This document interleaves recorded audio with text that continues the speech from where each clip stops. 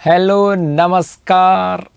उत्कर्ष agriculture YouTube channel पे आप सभी का स्वागत और मैं हूं आपका होस्ट दोस्त नरेंद्र चौधरी।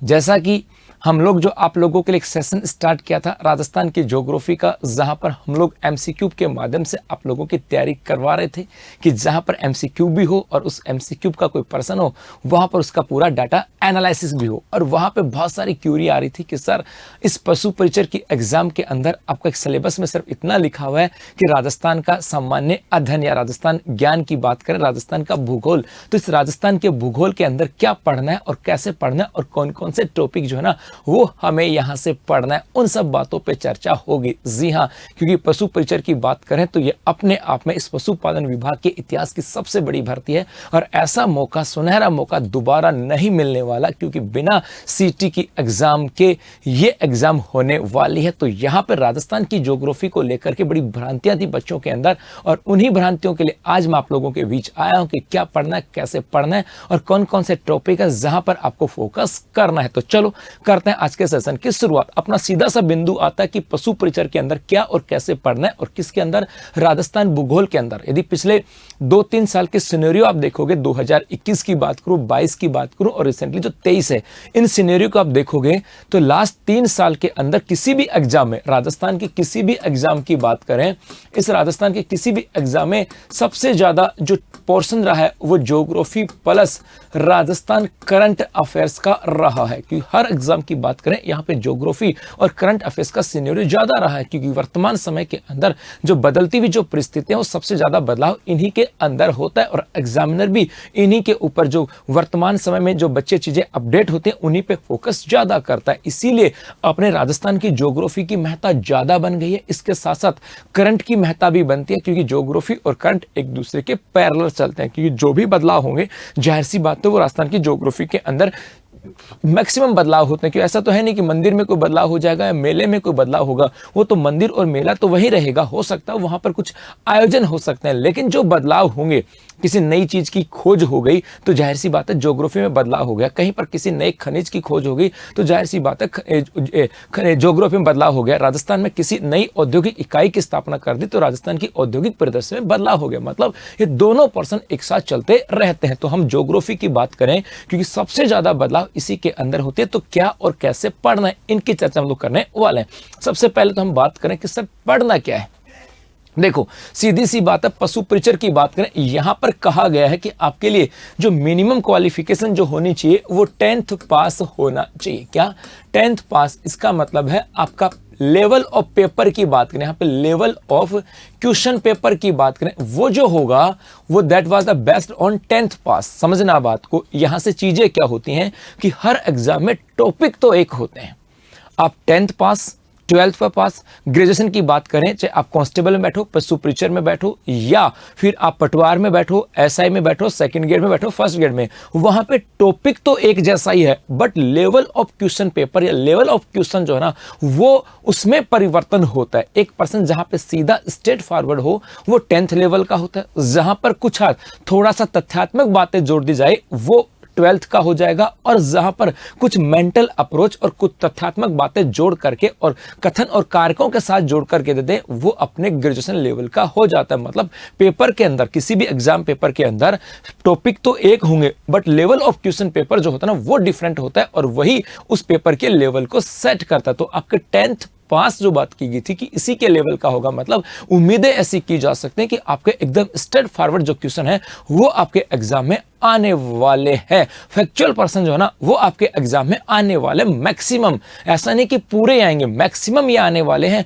हाँ, इतना हो सकता है कि कुछ पर्सन जो है ना वो कॉन्सेप्ट बेस्ड भी हो, आपकी थ्योरी बेस्ड भी हो, या कुछ उसके अंदर आपको अपनी प्रैक्टिकल अप्रोच इसको अप्लाई करके उस पर्सन को सोल्व कर सकते हैं। ऐसे पर्सन यहां से हो सकते हैं। जैसे हम बात करें राजस्थान के ज्योग्राफी की विषय वस्तु, आपका एक टॉपिक है सामान्य परिचय, 100% उम्मीद है कि 1 से 2 पर्सन यहां से आएगा। सामान्य परिचय का मतलब है राजस्थान का क्षेत्रफल, प्रश्न आता है। राजस्थान की सीमा रेखा की बात करें, राजस्थान के अंदर आंतरिक जिले और बाह्य जो आंतरिक जिलों की बात करें, उनकी सीमा किसके साथ लगती है वो। राजस्थान की स्थिति और विस्तार अक्षांश रेखाओं के आधार पर कहाँ है।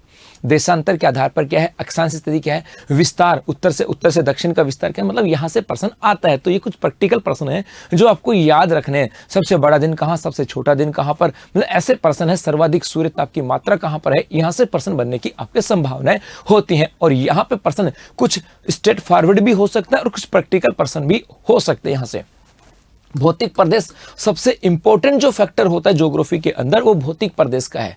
और राजस्थान को 4 भौतिक प्रदेशों में बांटा गया, पक्की बात है। यहां से प्रश्न आते हैं। जैसे अरावली से बात करें तो अरावली से जो है ना चोटियों के संदर्भ में प्रश्न आता है कि या तो ये चोटी कहां पर है, या इन चोटियों का आधार के ऊंचाई के आधार पर क्रम क्या है, या फिर प्रश्न आ जाते हैं कि कौन सा भूभाग कौन सा प्रदेश कौन से भौतिक प्रदेश का हिस्सा आता है, क्योंकि भौतिक प्रदेशों को भी अलग अलग भागों में बांटा गया है। फिर आ जाता है जलवायु। इस जलवायु के अंदर सबसे ज्यादा प्रश्न जो आते हैं वो आते हैं जलवायु के वर्गीकरण को लेकर के। या तो 100% लिख के दे सकता हूं कि कोपेन का जलवायु वर्गीकरण से आपके 1 या 2 प्रश्न आने वाले हैं, जलवायु वर्गीकरण से आते हैं। या फिर प्रश्न आते हैं कि राजस्थान की जलवायु कैसी है, या उस जलवायु की परिस्थितियां कैसी है। और मैक्सिमम यहां से प्रश्न राजस्थान के अंदर जलवायु का वर्गीकरण कोपेन को तो आपको पढ़ना ही पढ़ना है। उसके बाद आते हैं नदियां एंड झीलें। नदियों झीलों की बात करें बच्चों, यहां से प्रश्न आते हैं। प्रश्न यहां से 3-4 टाइप से आते हैं। या तो प्रश्न आते हैं, एक तरफ होगी नदी, एक तरफ होता है उसका उद्गम स्थल, वो स्थायी रहेगा चाहे कितने भी जिलों में परिवर्तन हो। क्योंकि आपके मन में भी आ रहा होगा कि सर नए जिले बन गए, उसके अकॉर्डिंग सामान्य परिचय के पढ़ें क्या। बेटा आज जो राजस्थान की स्थिति है, 50 जिले हैं राजस्थान में, हमें उसी के अकॉर्डिंग पढ़ना पड़ेगा, क्योंकि नदियां तो उसी के अनुसार बह रही हैं। राजस्थान के अंदर सामान्य परिचय तो उसी के अनुसार होगा, तो उसके अनुसार तो पढ़ना ही होगा। और पहले के अनुसार थोड़ा सा माइंड में आपको पता होना चाहिए। तो यहाँ पे प्रश्न नदियों में आते हैं कि सामान्य परिचय नदी होगी, एक तरफ उद्गम स्थल देते हैं, आपस में सुमेलित कीजिए। या फिर नदी दे देते हैं, उसका अंतिम बिंदु दे देते हैं, सुमेलित कीजिए। या फिर एक तरफ नदी दे देते हैं, एक तरफ सहायक नदी दे देते हैं और कह देते हैं कि बताओ आपस में सुमेलित कीजिए। या फिर नदी दे देते हैं, त्रिवेणी संगम दे देते हैं, इस प्रकार से प्रश्न यहाँ पूछ लेता है। या नदी दे देंगे, बांध दे देंगे, इस प्रकार से। और या फिर नदी आती है, किसी नदी का एक तरफ नदी होगी और उपनाम होंगे, उनके आपस में पूछ लिए जाते हैं प्रश्न है। झीलों की बात करें तो झीलों के संदर्भ में इसी प्रकार से आते हैं, एक तरफ झील एक तरफ जिला आ जाता है, कौन सा कहां पर है। या फिर उनकी कुछ यूनिक बातें कि हम बात करें आर्द्र भूमि के अंदर शामिल कौन सी झील आती है। ऐसे प्रश्न जो है ना वो आपके यहां से पूछने की पूरी संभावना है जी।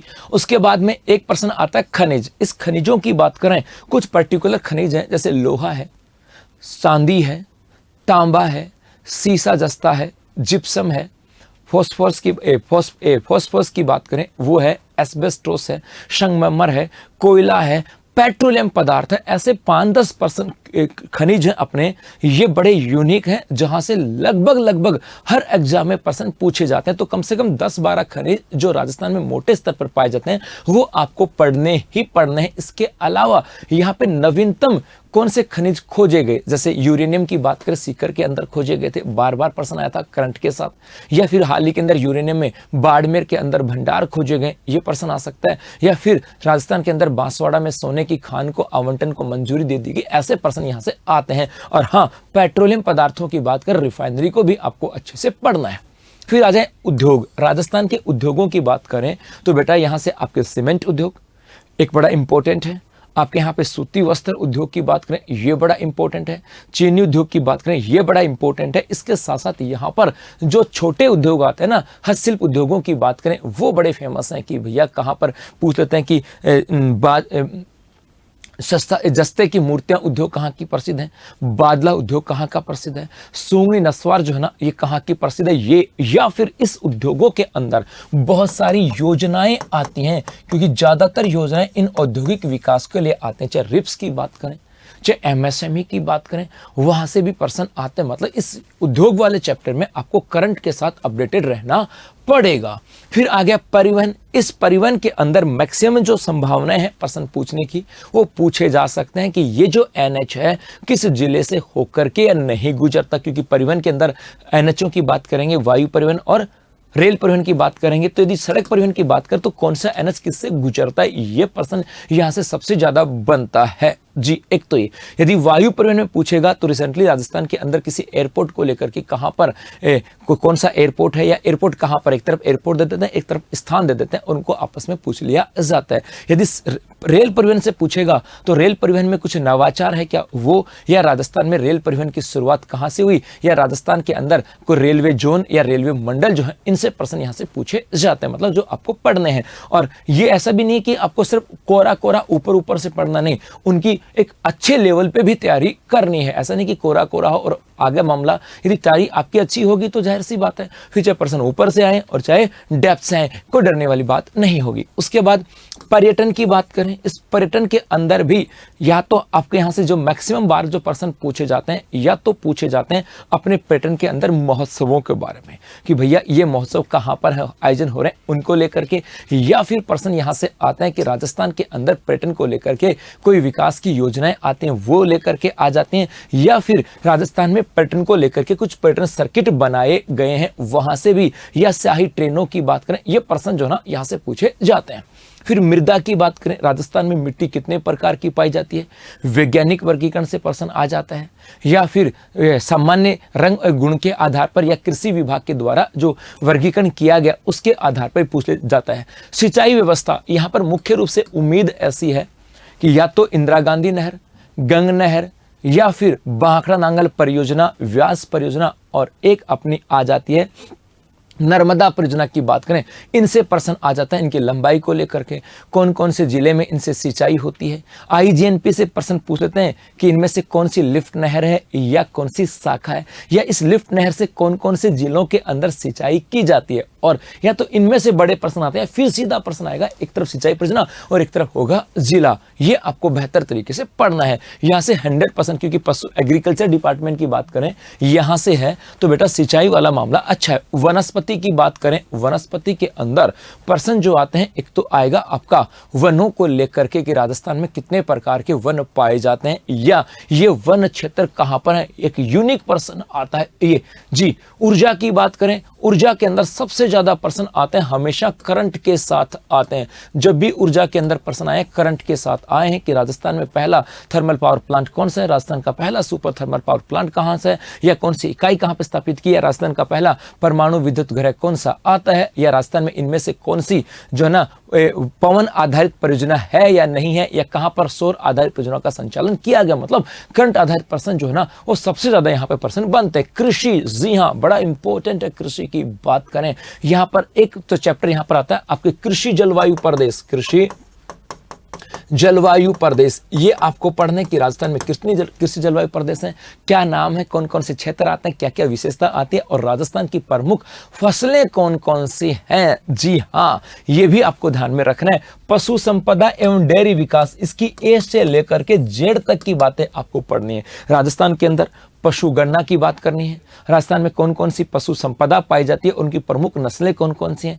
राजस्थान में पशु मेले कौन कौन से लगते हैं, या पशु संपदा में होने वाले रोग हैं, या पशुओं से संबंधित कोई अनुसंधान केंद्र है कि नहीं है, ये सब चीजें आपको पढ़नी। मतलब इसकी ए से लेकर के जेड तक की बातें। जनसंख्या 100% 2 से 3% जनसंख्या के आते हैं। राजस्थान में सर्वाधिक जनसंख्या कहां पर है, न्यूनतम जनसंख्या कहां पर है, राजस्थान में लिंगानुपात कितना है, राजस्थान में साक्षरता की दर कितनी है। मतलब जनसंख्या से प्रश्न आते हैं, फैक्चुअल प्रश्न आता है, पढ़ोगे तो एग्जैक्ट करके आ जाओगे, नहीं पढ़े तो फिर मामला बिगड़ जाएगा। तो जनसंख्या वाले टॉपिक के ऊपर भी फोकस करना है। और वन्य जीव संपदा, जी हां, राजस्थान के अंदर टाइगर परियोजनाएं ये बड़ी इंपॉर्टेंट है। राजस्थान के अंदर कौन कौन से राष्ट्रीय उद्यान है ये इंपॉर्टेंट है। और अभ्यारण्य तो ऐसे याद रखना है कि जी हां कि कौन सा अभ्यारण्य कौन सा है, और इसके साथ साथ एक रिजर्व है। मतलब यहां पर आपको टाइगर परियोजना, यहाँ पर राष्ट्रीय उद्यान, यहाँ पर अभ्यारण्य और एक रिजर्व क्षेत्र जो आते हैं, रिजर्व कंजर्वेशन क्षेत्र, वो याद करना है। तो आपकी ज्योग्राफी के ये टॉपिक है। सामान्य परिचय, भौतिक प्रदेश, जलवायु, नदियां, झीलें, खनिज, उद्योग, परिवहन, पर्यटन, मृदा, सिंचाई व्यवस्था, वनस्पति, ऊर्जा, कृषि, पशु संपदा, डेयरी विकास, जनसंख्या और वन्य जीव संपदा। और इनका जो फैक्चुअल बातें हैं, जो यूनिवर्सल बातें हैं, वो आपको याद रखनी है। इसके साथ साथ ये तो हो गया क्या पढ़ें, अब आता है सर कैसे पढ़ें। अब आता सर कैसे पढ़ें? तो बेटा सबसे पहले तो आपको इनके नोट्स बनाने की चीज याद रखना, कैसे पढ़ें ये बड़ा इंपॉर्टेंट चीजें हैं। होता क्या कि हर की अपनी एक स्टाइल होती है। सबसे पहले तो आपको इसका नोट्स बनाना है, जो भी नोट्स बने पहली बार। अब नेक्स्ट टाइम आपको इनको पढ़ना है, पढ़ने के बाद इनके दोबारा से क्या करने, इनके शॉर्ट नोट्स बनाने हैं जी। फिर तीसरी बार पढ़ना, फिर वापस क्या बनाना, शॉर्ट नोट। कम से कम एक चीज को आपको 10 बार तो पढ़नी है। जी हाँ, जैसे आप रेगुलर पढ़ते होंगे सर, क्लास के अंदर रेगुलर क्या पढ़ें, तो मैं आपको राजस्थान के भूगोल की बता दूं कि आपका प्रथम जो दिन आएगा, प्रथम दिन आपको जो भी पढ़ाया गया ये घर जाकर के आपको पढ़ना है। अगले दिन सेकंड डे आपको क्या करना है, पहले दिन वाला सेकंड डे आपको क्या करना है भाई, आपको पहले दिन वाला प्लस दूसरे दिन वाला, ये दोनों घर जाकर के पढ़ना। जैसे मैं आज कक्षा के अंदर आया, टीचर ने जो भी हमें पढ़ाया 1 पेज 2 पेज, मुझे घर जाकर के उसको 1 2 4 5 10 बार जितनी बार टाइम मिले पढ़ना है। नेक्स्ट डे मैं दोबारा स्कूल में आया, कक्षा के अंदर आया, टीचर ने अगले दिन दोबारा मुझे भूगोल पढ़ा दिया। अब मुझे घर जाकर के जो पहले दिन पढ़ा था वो भी और दूसरे दिन पढ़ा वो भी, उसको 1 2 3 4 5 जितनी बार हम लोग पढ़ सकते हैं पढ़ना है। थर्ड डे हमें जो पहला सेकंड और थर्ड डे जो कक्षा में पढ़ाया वही घर पे पढ़ना है। मतलब हर दिन अपने को पहले पेज से स्टार्ट करना है। और यदि हम 3 महीने यदि पहले पेज से स्टार्ट करें तो पक्का आपका पहला पेज आप 90 बार पढ़ चुके होंगे। और जो 90 बार आपने पढ़ा है ना मेरे भाई, पक्की बात है वो आप भूलोगे नहीं। तो आपको कंटिन्यूटी इसके अंदर रखनी होगी। और मेरी मानना कि आपको पहले पेज से पढ़ना है, पहले पेज से रोजाना अंतिम पेज तक जाना, पढ़ना है पहले पेज से अंतिम पेज तक। एक बार करके देखो, शुरुआत में मुश्किल लगेगी लेकिन पक्की बात है सफलता मिल जाएगी। क्योंकि वो कहते हैं ना कि मान लो तो हार है और ठान लो तो जीत है। अब आप लोगों के और इस तैयारी को बेहतर करने के लिए आप इस पशु परिसर की तैयारी को और कैसे बेहतर कर सकते हो, इसके लिए उत्कृष्ट क्लासेस जो है ना वो आप लोगों के लिए लेकर के आया है। जी हाँ, दिवाली महाधमाका ऑफर। यह दिवाली खुशियों वाली, क्योंकि तैयारी होगी सिलेक्शन वाली। और ये तब होगी जब आपको अपने आप पे विश्वास होगा और जब उत्कृष्ट आपके साथ होगा। जी हाँ, 10 से लेकर के 15 नवंबर 2023 तक की बात करें, यहां पर जो है ना एग्रीकल्चर के सबसे गुणवत्तामूलक, सबसे किफायती ऑनलाइन कोर्सेज के ऊपर पाइए लगभग 90% तक की ऑफ यहां पर है। लगभग 90% तक की ऑफ है। अप टू एक फ्री टेस्ट सीरीज, जो टेस्ट सीरीज है वो आपकी फ्री है। 6 माह की एक्स्ट्रा वैलिडिटी, जो आपके कोर्सेज की वैलिडिटी होगी उसके अंदर 6 माह एक्स्ट्रा वैलिडिटी यहां पर होने वाली है। जी हां, यदि हम बात करें यहां पे देखें, यदि ये ऑफर जो है ये केवल 10 से लेकर के 15 नवंबर तक है। और इसके अंदर यदि हम पशु परिचर की बात करें जिसके ओरिजिनल प्राइस 10,000 रुपए है, ऑफर प्राइस मात्र कितनी आई है, 2,000 रुपए। यदि हम बात करें एग्रीकल्चर सुपरवाइजर जिसकी फीस 15,000 है, ऑफर प्राइस मात्र कितनी है, 2,000 रुपए। जेईटी टारगेट बैच जिसकी प्राइस 12,000 है, ऑफर प्राइस मात्र 2,000। और आरपीएससी डबल ए की प्राइस जिसकी ऑफर पर जो ओरिजिनल प्राइस है 15,000, ऑफर प्राइस है मात्र 2,500 रुपए। जी हाँ, अपनी तैयारी को मजबूत बनाने के लिए इससे बेहतर ऑफर नहीं होगा। कब से कब, 10 से लेकर के 15 नवंबर तक। जी हाँ, तो 10 से लेकर के 15 नवंबर तक पशु परिचर एक खजाना बैच यहां पर है, एक पशु परिचर का खजाना बैंक यहां पर है और एक आईबीपीएस एएफए को जो है ना ऑफर यहां पर है। तो यदि आप पशु परिचर का खजाना बैच में ज्वाइन करना चाहते हो तो ये सिर्फ कितना है, जी हां 25 रुपए के अंदर है। तो भैया आप फिर मत कहना कि सर चूक गए, सर तैयारी कमजोर हो गई, क्योंकि मौके बार बार नहीं आते। तो आपको सिलेबस के हर एक बिंदु को पढ़ना है, बार बार पढ़ना है और हर दिन पहले दिन से शुरुआत करनी है। और वो ये जो शुरुआत है, इस शुरुआत में उत्कर्ष आपके साथ है। और इसीलिए 10 से लेकर के 15 नवंबर तक है दीपावली का खास ऑफर। अप टू 90% तक की छूट है, फ्री टेस्ट सीरीज है और 6 महीने की एक्स्ट्रा वैलिडिटी के साथ। Thank you.